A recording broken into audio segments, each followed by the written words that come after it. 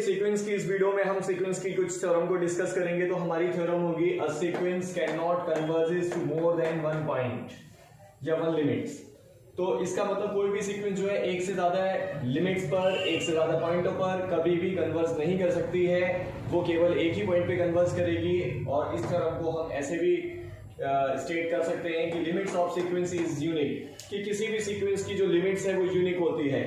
इसका मतलब सीक्वेंस जहां भी कन्वर्ज करती है वो केवल एक ही पॉइंट हो सकता है, एक से ज्यादा पॉइंट नहीं हो सकते हैं, और उसकी लिमिट जो है वो यूनिक होती है। तो इसके लिए आपको यहाँ पे लेट Sn जो है कन्वर्ज करता है दो डिफरेंट पॉइंटों पर जो है आपके L और L डैश। अब इसके लिए आपको यहाँ पे कंसीडर कर लीजिए कि L और L डैश इक्वल नहीं है। और इसके बाद जरा अब यहाँ लिखेंगे इफ इट कन्वर्ज, अगर ये कन्वर्ज करे, कन्वर्ज एट L, तो अब लिख सकते हैं सीक्वेंस की प्रॉपर्टी के through Sn minus L is less than epsilon n is greater than equal to m। It will be question number first. अगर सीक्वेंस जो है आपकी L डैश पे कन्वर्ज करती है तो if it converge eight L dash, अगर ये L डैश पे कन्वर्ज करती है तो Sn minus L dash is less than epsilon, it will be 2, n is greater than equal to m dash। अगर आप इसे सब्ट्रैक्ट कर दें, सब्ट्रैक्ट फर्स्ट फ्रॉम सेकंड, तो अगर आप फर्स्ट को सब्ट्रैक्ट करें सेकंड से तो इसका मतलब Sn माइनस L डैश,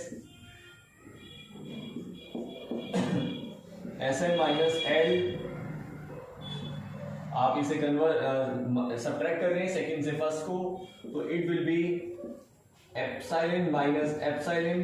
तो आप यहां पे इसको कट कर सकते हैं, तो ये आपको रिजल्ट मिलेगा L माइनस L डैश, और इससे ये कैंसिल हो जाएगा, तो ये लिख लीजिए 0। अब इसके बाद आप इसको ऐसे भी लिख सकते हैं L minus L dash less than equal to less than 0, L minus L dash less than 0। तो इसे दूसरी साइड शिफ्ट कर दीजिए तो L is less then L dash. तो इसका मतलब आपने देखा कि L डैश ग्रेटर है, L छोटा है, तो दोनों लिमिट्स जो है सेम नहीं है। तो अब हम कह सकते हैं कि hence Sn converge only one limit. तो ये केवल एक ही लिमिट पर कन्वर्ज कर सकती है, यही बात हमें प्रूव करनी थी। तो आपने देखा L minus L dash less than 0, तो इसे दूसरी साइड शिफ्ट कर दीजिए, तो आप देखते हैं कि L स्मॉलर है, L डैश ग्रेटर है, तो L is smaller than L dash. तो अब हम कह सकते हैं कि hence Sn converge only one limits, क्योंकि दोनों इक्वल नहीं है। जब दोनों इक्वल नहीं है तो इसका मतलब हम कह सकते हैं कि लिमिट्स केवल एक ही हो सकती है जिसपे कोई सीक्वेंस कन्वर्ज करेगी। तो सीक्वेंस के ऊपर हम एक और थ्योरम को डिस्कस करेंगे। ये थ्योरम है every convergent sequence is bounded. तो हमें प्रूव करना है कि हर एक कन्वर्जेंट सीक्वेंस बाउंडेड होती है। एग्जाम में ये थ्योरम जो है ऐसे भी पूछी जा सकती है, so that every convergent sequence is bounded. तो हर एक कन्वर्जेंट सीक्वेंस बाउंडेड होती है। इस कन्वर्ज टू, क्या इसका कन्वर्ज टू है, क्या इसका उल्टा जो है वो ठीक है? Give reason for your answer. तो इसके लिए आपको रीजन देना है अपने आंसर्स के लिए, क्या ये बात सही है। काफी इंपॉर्टेंट थ्योरम है, कई बार एग्जामों में पूछी गई है। तो इसे जरा हम कंसीडर करते हैं कि Sn कोई सीक्वेंस है और ये कन्वर्ज करती है L पर। तो अगर कोई सीक्वेंस कन्वर्ज करती है किसी पर्टिकुलर पॉइंट पर, तो हमने इसकी प्रॉपर्टी में समझा था कि Sn माइनस L का मॉड हमेशा लेस देन होगा एप्सिलॉन से, और जहां पे n की वैल्यू जो है वो हमेशा ग्रेटर होगी किसी पर्टिकुलर नंबर m से।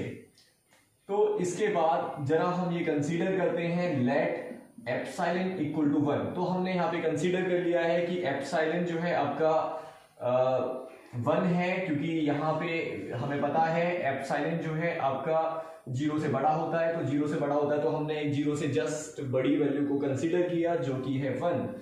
अब इसके बाद जो सीक्वेंस की जो प्रॉपर्टी है वो कहती है कि Sn की वैल्यू जो है वो आपकी L माइनस 1 और L प्लस 1 के बीच में लाई करेगी। अगर ये वैल्यू इसके बीच में लाई करेगी तो ये है हमारा लोअर बाउंड, ये है हमारा अपर बाउंड। तो इसका मतलब इसकी प्रॉपर्टी के अकॉर्डिंग इसे हम कंसीडर कर लेते हैं जरा के, और इसको कैपिटल के, मतलब ये आपका स्मॉल के कंसीडर कर लीजिए, इट विल बी कैपिटल के। तो अब यहां पे अगर मैं कहूं वेयर, तो इसे आप ऐसे दिखा सकते हैं, लेट स्मॉल के लेस देन Sn और कैपिटल के इज ग्रेटर देन Sn। तो वेयर यहां पे के लोअर बाउंड है, तो S1 S2 S3, तो इसके लोअर बाउंड को लिख सकते हैं अप टू K तक। K जो है हमारा बेसिकली क्या है, L-1 है। और यहाँ पे कैपिटल K जो है अपर बाउंड है, तो अपर बाउंड में आप यहाँ पे इसकी मैक्सिमम वैल्यूज को लिख सकते हैं, जो होगी S1, S2, S3 और ग्रेटर देन कैपिटल K। तो ये वैल्यूज आप यहाँ पे दिखा सकते हैं। तो आपने देखा कि कोई सीक्वेंस जो है अपर बाउंड लोअर बाउंड के बीच में लाई करती है, इसका मतलब Sn जो इससे स्मॉलर बट इससे मतलब इससे ग्रेटर देन और इससे स्मॉलर है। तो अब हम कह सकते हैं कि ये सीक्वेंस जो है आपकी कन्वर्ज करती है, और ये कन्वर्जेंट सीक्वेंस थी, तो ये बाउंडेड सीक्वेंस भी निकली। क्या इसका उल्टा प्रूफ हो सकता है? क्या नहीं, इसका ठीक उल्टा प्रूफ नहीं हो सकता है। तो it need not be true. ये जरूरी नहीं है कि कोई भी बाउंडेड सीक्वेंस जो है वो कन्वर्जेंट हो, लेकिन ये जरूरी है कि हर एक कन्वर्जेंट सीक्वेंस बाउंडेड होगी।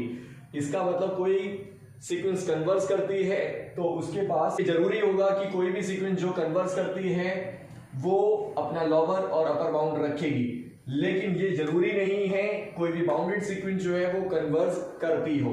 फॉर एग्जाम्पल आप यहां पे ये सीक्वेंस ले लीजिए, तो ये बाउंडेड है बट ये कन्वर्ज नहीं करती है, क्योंकि आप इसे जैसे ही ओपन करेंगे तो n की वैल्यू 1 पुट अप करेंगे, -1 देगी, 2 पुट अप करेंगे 1, -1 1। तो आपने देखा था कि ये सीक्वेंस जो है आपकी